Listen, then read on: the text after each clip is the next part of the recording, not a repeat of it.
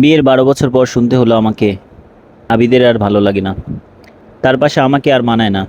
আমার বয়স যখন 18 ছুঁই ছুঁই, তখনই বিয়ের পিঁড়িতে বসি। প্রেম কি জিনিস, তার ছোঁয়া পেয়েছিলাম আবিদের কাছ থেকেই। আমাদের অ্যারেঞ্জ ম্যারেজ এঙ্গেজমেন্টের দিন আমাদের দুজনকে এক ছাদে একা কথা বলতে দিয়েছিল আমাদের দুজনের পরিবার। আমি আমার ছোট বোনকে সাথে নিয়ে ছাদে দাঁড়িয়েছিলাম, গোলাপি এক কাতান শাড়ি মুড়িয়ে। আমার লিকলিকে শরীরের চেয়ে শাড়ির ওজন যেন বেশি ছিল। হঠাৎ পায়ে শব্দ পেয়ে কলি দৌড়ে পালালো। একা একা দাঁড়িয়ে আমি কাঁপছিলাম। সে এসে পাশে দাঁড়িয়ে অনেকক্ষণ ছিল, কিন্তু কোনো কথা নেই মুখে। হঠাৎ একটা হাত টেনে আমার হাতের মুঠোয় পড়ে নিল।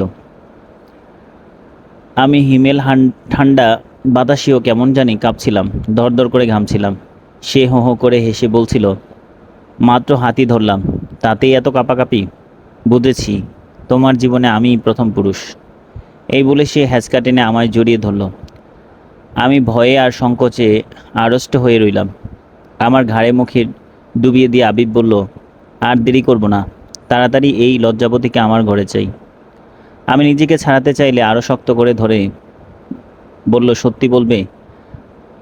আমি এবার মুখ তুলে চাইলাম, আমাকে পছন্দ হয়েছে তো? আমি ফেল করে চেয়ে রইলাম, তারপর নিজেকে ছাড়িয়ে দিলাম দৌড়।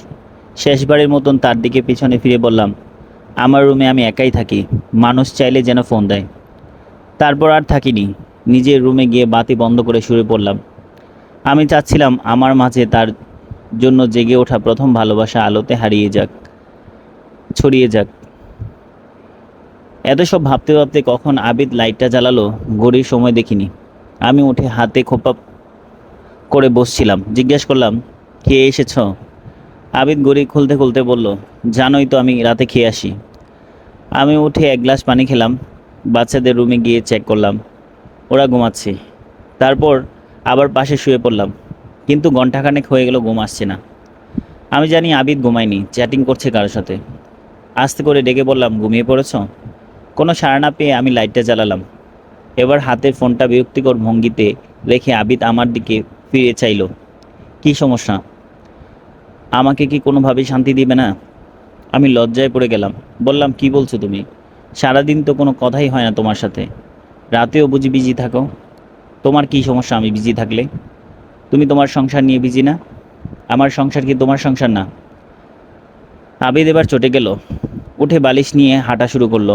আমি অসহায় ভঙ্গিতে বললাম, কোথায় যাচ্ছ? সে দরজাটা ধারাম করে লাগালো। আগে বলে গেল, জাহান্নাম থেকে মুক্তি চাই। মুক্তি? এখন আমার সঙ্গ, বাচ্চাদের দায়িত্ব সব আবিদের কাছে জাহান্নাম মনে হয়। অথচ রাত জেগে কত কথা, কত স্বপ্ন বুনেছিলাম দুজন। বিয়ের এত বছরে আমি বুঝতে পারিনি আবিদের ছেলে বন্ধুর চেয়ে মেয়ে বন্ধুর সংখ্যা অনেক বেশি। আমি পড়েছিলাম শ্বশুর শাশুড়ির সংসার আর বাচ্চা নিয়ে। এই সংসারের মাঝে আমার আসল সংসার যে জলে ভেসে গেল, সেদিকে টেরই পেলাম না। সেদিন ছিল শনিবার, বাচ্চাদের নিয়ে আমি আউটিংয়ে বের হলাম।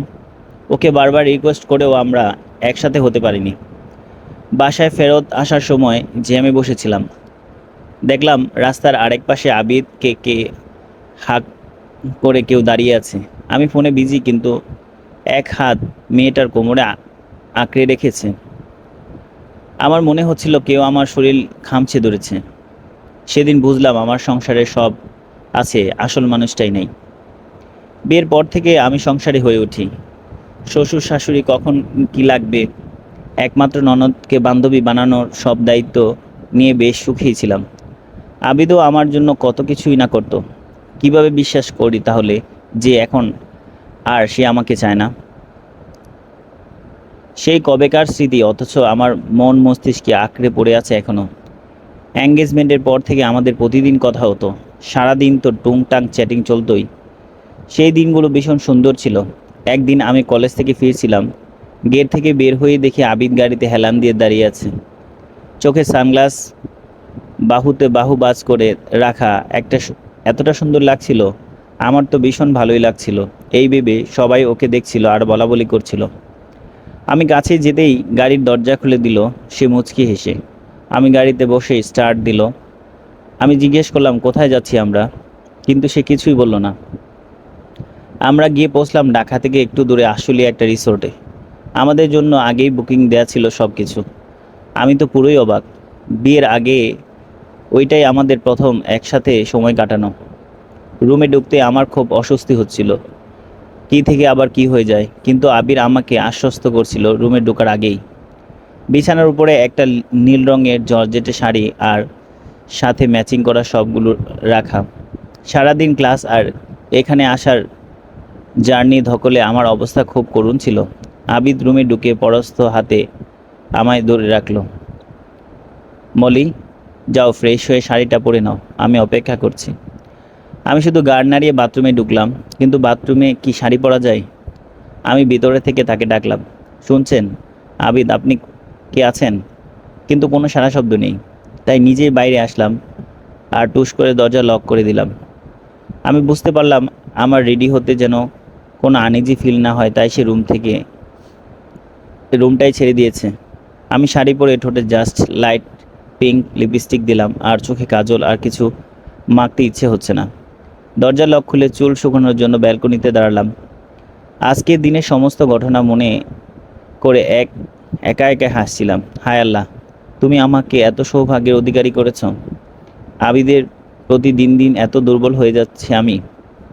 হঠাৎ মনে পড়লো বাসায় তো কেউই জানে না, সবাই নিশ্চয়ই টেনশন করবে অনেক। এইসব ভেবে আমি ফোন হাতে নিয়ে আবিদের পেছন থেকে জড়িয়ে ধরলো। কাকে কল করা হচ্ছে? আমি বিচলিত হয়ে বলি, আবিদ, বাসায় তো কেউ কিছু জানে না। ও, এই কথা? এটা নিয়ে টেনশন করার আমাদের সময়টুকু নষ্ট করো না প্লিজ। সে ডোক গিলে বলল, কখন যাব বাসায়? সে আমাকে তার দিকে ঘুরিয়ে বলল, আগে প্রাণ ভরে দেখতে দাও তো আমাকে। কাল রাতে ঘুমোতে পারছিলাম না এই ভেবে নীল শাড়িতে তোমাকে কেমন লাগছে এই ভাবনায়। আবিদ আমার হাত টেনে বিছানায় নিয়ে বসিয়ে দেয়, কিন্তু সে নিজে হাঁটু গেড়ে তারপর বলতে থাকে, জানা, গোলাপি শাড়িতে তোমাকে কি যে সুন্দর লাগছিল আমাদের এঙ্গেজমেন্টের দিন। আমি ঘাড় নেড়ে বলি, না, জানি না তো। শাড়িটা গায়ে জড়িয়ে রাখছিলে, জান বের হয়ে যাচ্ছিল এত ভরি। আবিদ হেসে বলল, এই জন্যই আজকে জর্জেট নিয়ে আসলাম। আমি অবাক হয়ে বললাম, এত কিছু খেয়াল করলে কখন? আবিদ মুচকি হাসে, তারপর অনেকক্ষণ আবার কোলে মাথা রেখে শুয়ে থাকে চুপ করে। অনেকক্ষণ কেটে গেল, আমি ডেকে উঠি, আবিদ, আমরা বাসায় যাব কখন? সবাই নিশ্চয়ই টেনশন করবে। আবির আমার হাতে চুমু খেয়ে বলে, আগে আমার সাথে চলো তো এক জায়গায়। সত্যি বলতে আমার এত ভালো লেগেছিল আর ভয়ও কাজ করছিল। আমার হাত টেনে নিয়ে গেল এক খেলার মাঠে, লাল নীল আলোতে সাজানো, সাথে বেলুন দিয়ে একটা টেবিল সেট করা। এত সুন্দর লাগছিল সেই সন্ধ্যাটা। টেবিলের উপরে একটা কেক রাখা।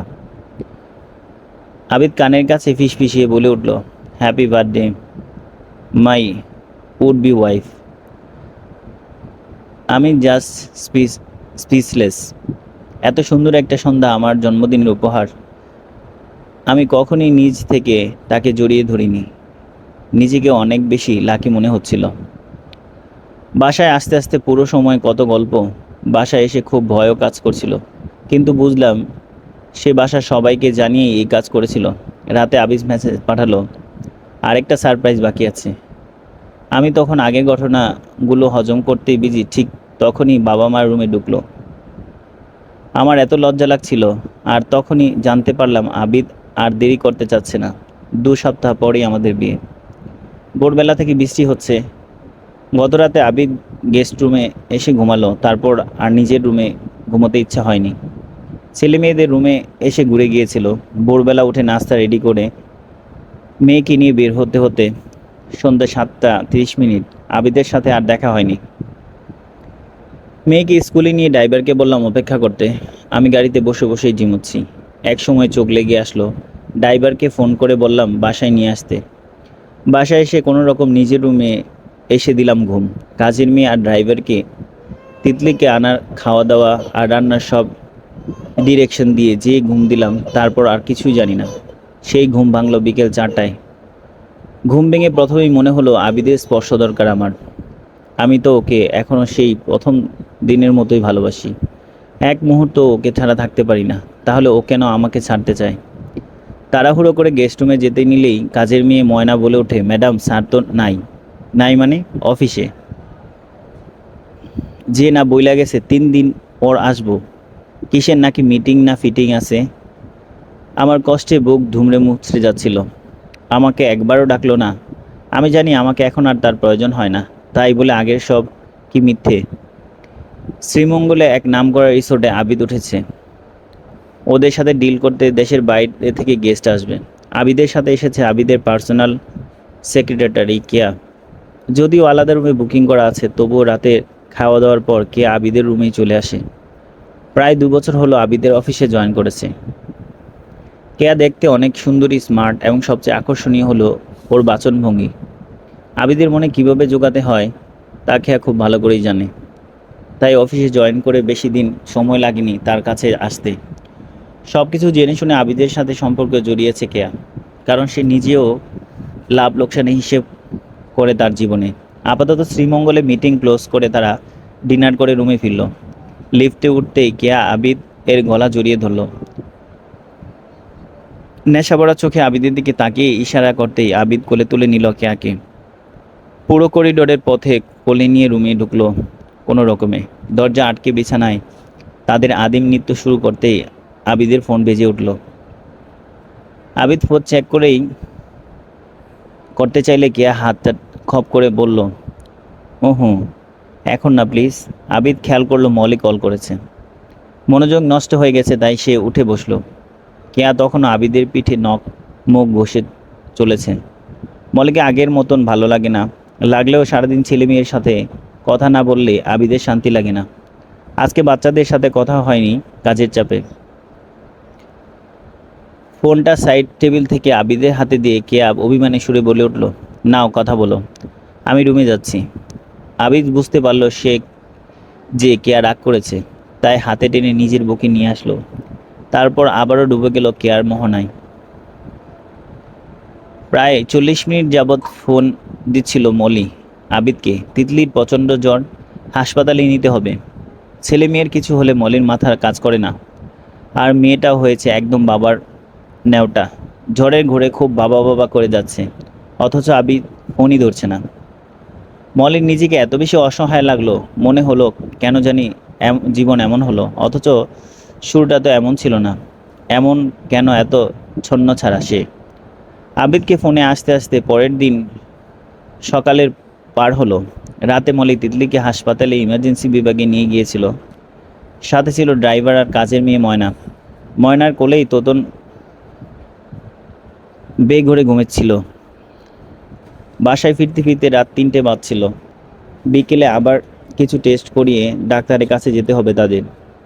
মেয়েটার অ্যাজমার সমস্যা আছে, তার উপর বৃষ্টির পানিতে গায়ে লাগতেই এত জ্বর। মন কি শক্ত করে ফেলেছে মলি। বুঝতে পারছে টাকা পয়সার অভাব না থাকলেও জীবনে সঙ্গীর অভাব বড় অভাব। কিন্তু এখন হয়তো সংগ্রামটা শুধু মলির একার। তিতলি চলবে। কি দেও